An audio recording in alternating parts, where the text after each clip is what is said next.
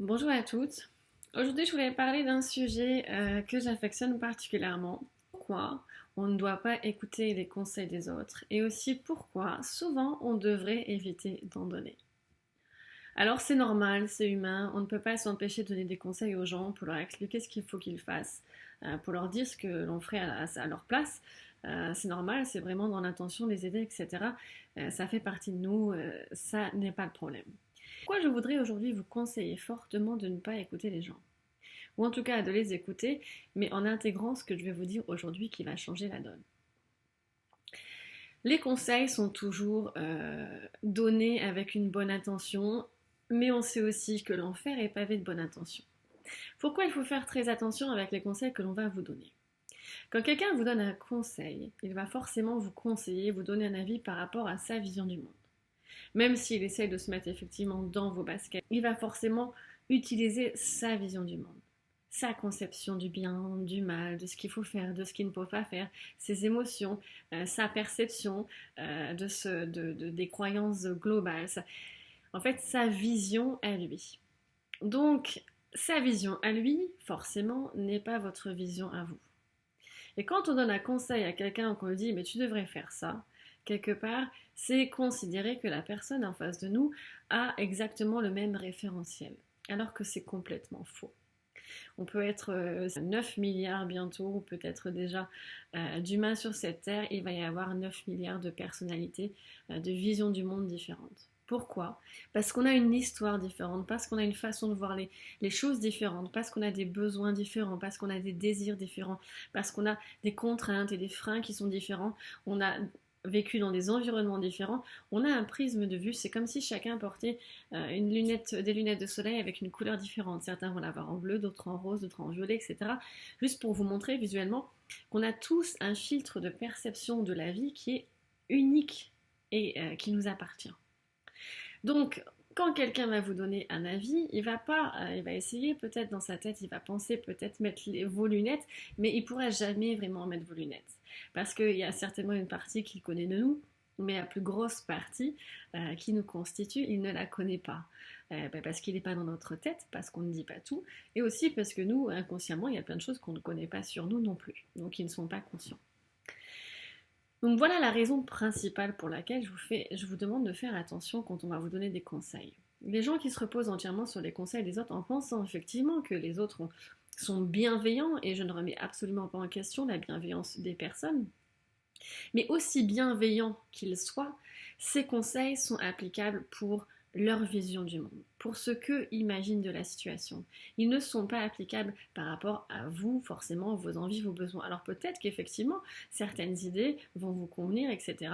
Et le piège, c'est que plus vous êtes avec quelqu'un qui va vous donner potentiellement des bons conseils et des bonnes idées, vous allez avoir tendance à penser, ou en tout cas votre cerveau, lui, par biais cognitif, va avoir tendance à penser « Ah, cette personne, elle me donne toujours des bons conseils, donc je l'écoute toujours ».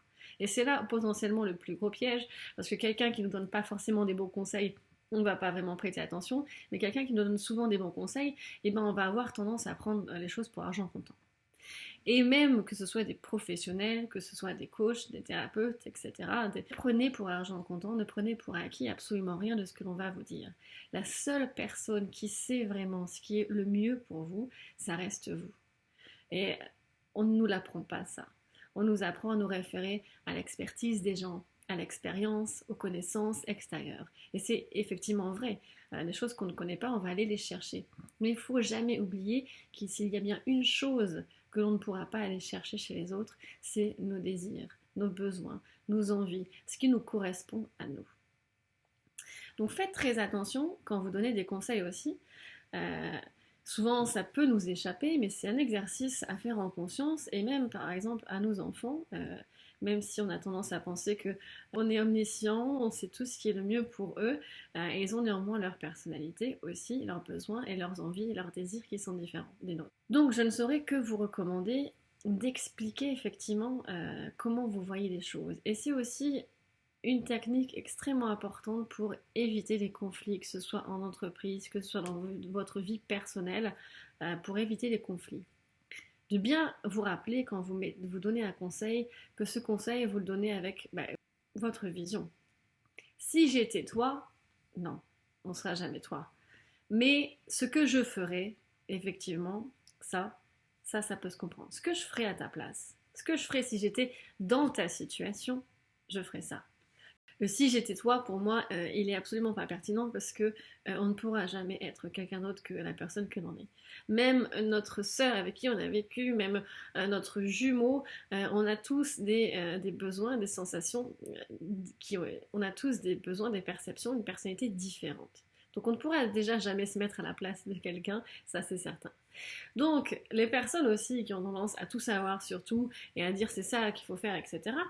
Et j'ai rencontré quelqu'un qui récemment, et ça partait vraiment d'une bonne intention, c'est quelqu'un qui disait mais non, qui pensait avoir la vérité sur un sujet, on peut pas laisser les gens croire ça, c'est pas possible, c'est ridicule, ils se fourvoient dans cette voie, on peut pas considérer ça. Et encore une fois, c'était intéressant, je lui ai dit mais en quoi c'est important que tu puisses finalement contrôler ce que les autres vont penser? En voulant les obliger à penser de cette manière, quelque part, tu estimes que ces personnes ont le même fonctionnement et le même prisme, et la même vision de vue de la vie que toi. Alors que c'est impossible et tu ne le sais peut-être pas et on en a discuté. Tu ne peux pas considérer ou estimer que la personne en face de toi a la même réflexion que toi, a les mêmes besoins. Si cette personne va avoir envie de croire à quelque chose de différent, alors libre à elle de penser à quelque chose de différent. Comment peux-tu savoir, toi, ce qui est mieux pour une autre personne que toi? On a toujours, vous allez me dire, mais si c'est évident, j'ai une copine ou une très bonne amie à qui, voilà, elle est dans une situation difficile, elle est avec quelqu'un qui lui convient pas, elle est dans un travail qui lui convient pas, ça c'est sûr, je le sais, elle devrait quitter, etc. Vous avez certainement la perception, et si vous étiez dans cette situation, c'est ce que vous feriez. Mais lui dire ce que vous feriez n'est pas forcément la chose la plus pertinente ou la chose qui va l'aider. Ce qui va l'aider à elle, c'est trouver ce qu'elle devrait faire elle. On reçoit plein de conseils. Et d'ailleurs, le meilleur exemple, c'est par exemple quand on devient parent. Alors là, tout le monde arrive avec ses conseils. Tu devrais faire ci, tu devrais faire ça. Ceux qui ont eu des enfants et ceux aussi qui n'en ont jamais eu, tout le monde a son avis sur la question. Et tout le monde va vous dire, tu devrais faire ça, tu devrais faire ça. Et de tout ça, est-ce que ça vous aide? La question c'est, est-ce que ça vous aide finalement d'avoir tout ça? Ça peut vous aider, mais ce qui est intéressant, c'est d'aller prendre finalement dans tout ce que les gens vont vous donner, d'aller prendre ce qui vous intéresse et de le faire un peu à votre sauce, de l'utiliser de votre façon, de suivre votre cœur, de prendre les choses mais de les faire. Et souvent ce qui se passe, on peut le voir, c'est que des gens vont vous donner un conseil et puis vous ne l'avez pas suivi et vont dire ah bah oui mais je te l'avais dit, il fallait faire ça, ou ah bah c'est ce que je t'avais dit il y a 6 mois.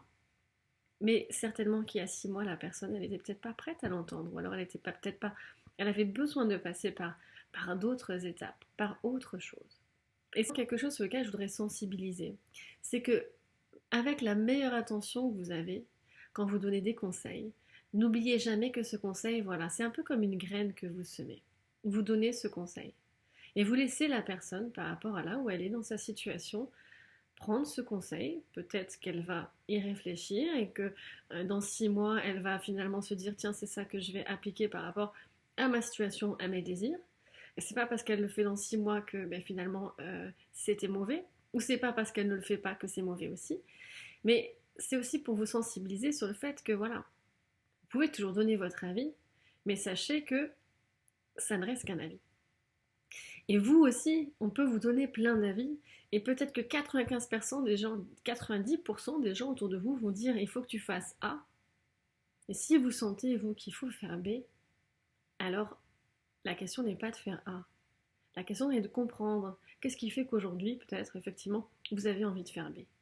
Parce que peut-être que B, c'est la solution. Ou peut-être que B, ça n'est pas ce qu'il vous faut, mais qu'il y a quelque chose qui vous bloque pour penser différemment. Et c'est ce que j'aime finalement dans le coaching, dans la position de coach, c'est que le coach ne va pas émettre d'avis. Il ne va pas vous conseiller. Il va vous questionner justement dans l'idée d'avancer. Quand quelqu'un n'est pas forcément bien ou ne sait pas quoi faire, alors on va lui demander, on va l'avancer quelque part pour qu'il trouve lui-même la solution. Quand quelqu'un me donne un avis, il me dit oui, bah tu devrais faire ça, ou j'ai dit à cette personne de faire ça, elle l'a pas fait, elle est bête ou elle a perdu du temps. Non. La personne, elle n'a pas perdu du temps. Elle était certainement dans une situation où elle devait passer par autre chose ou réfléchir, ou alors elle n'a pas eu justement les bons questionnements qui lui ont permis de prendre la bonne décision. Quelqu'un qui ne peut voir que B alors que tout le monde lui dit A, peut-être que la solution c'est A. Mais c'est pas parce qu'on va lui dire de choisir A qu'elle va choisir A si elle, intrinsèquement, elle pense que c'est B. Et si elle pense que c'est B, c'est certainement parce qu'elle a des raisons, des schémas de pensée, une vision du monde qui lui font penser B. Donc au lieu d'essayer de la forcer à faire quelque chose qui ne lui convient pas, c'est plutôt de l'amener au questionnement. Qu'est-ce qui fait qu'aujourd'hui tu penses B? Qu'est-ce qu'il faudrait finalement pour que tu te sentes bien? Est-ce qu'il y aurait une solution entre autre que B, etc. qui vont l'amener elle-même sur le chemin de la décision. Et il n'y a pas de meilleure décision que celle que l'on choisit. Quand on va vous dire de faire ça, ben, il faut faire ça. Quand il faut, quand on doit, ça coupe toute créativité, ça coupe toute énergie. Quand on choisit quelque chose, quand on trouve l'idée nous-mêmes, eh bien, ça va être naturellement la décision qu'on va prendre, ça va être facile à prendre. Et c'est en ça que j'adore la posture de coach. C'est qu'il n'y a pas de blanc, il n'y a pas de noir, il n'y a pas de mal, il n'y a pas de mauvais. La question, c'est juste de quoi tu as besoin pour pouvoir avancer. Qu'est-ce qui va t'aider? La problématique aujourd'hui, c'est qu'on pose beaucoup de questions, on donne beaucoup de conseils, on pose beaucoup de questions, mais souvent on ne pose pas les bonnes questions. Les bonnes questions, ce sont celles qui nous font réfléchir et ensuite avancer. Quand on nous dit des choses, quand on nous donne des injonctions, tu dois faire ça, etc., on ne réfléchit pas, on suit. Et à partir du moment où on suit sans se poser de questions, sans se poser les bonnes questions, alors on risque de prendre le mauvais chemin. Toute cette petite vidéo sur les conseils, sur les questions, je pense qu'elle est extrêmement pertinente parce qu'elle peut vous aider vous aussi à relâcher la pression quand vous avez l'impression que vous essayez d'aider quelqu'un et qu'il ne vous écoute pas et que vous donnez toute votre énergie mais que ça ne marche pas. C'est pas que la personne ne vous écoute pas, c'est que la personne elle a certainement d'autres questions à se poser pour pouvoir avancer sur son chemin. Et si elle ne vous a pas écouté, même si vous avez l'impression d'avoir la solution, d'avoir vraiment la réponse, eh bien c'est juste que voilà, la personne n'est peut-être pas prête encore pour l'entendre. Ça ne veut pas dire qu'elle ne va pas l'entendre, ou c'est peut-être juste que voilà, par rapport à ses besoins et ses envies, ben, elle va prendre un chemin différent. Et c'est ok. Ça ne veut pas dire que votre solution ou votre conseil était mauvais.